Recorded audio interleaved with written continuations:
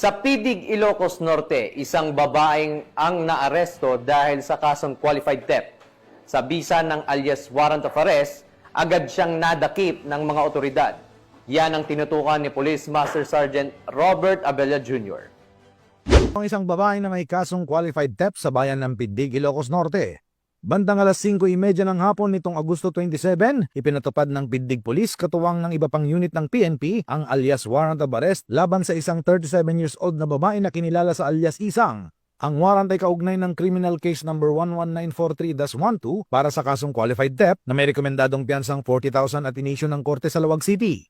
Matapos maaresto, ipinaalam sa sospek ang kanyang mga karapatan, dinala sa istasyon para sa dokumentasyon at sinailalim din sa medikal na pagsusuri.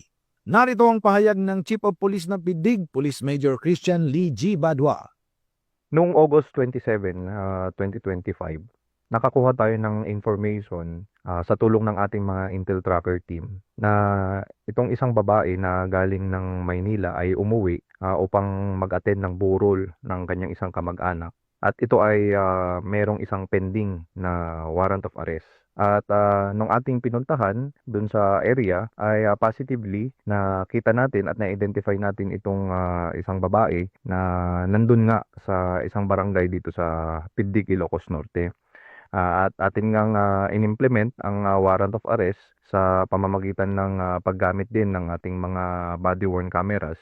At atin siyang ni-return sa branch 12 dito sa Regional Trial Court dito sa Lawag at may recommended bail bond siya na 40,000 pesos.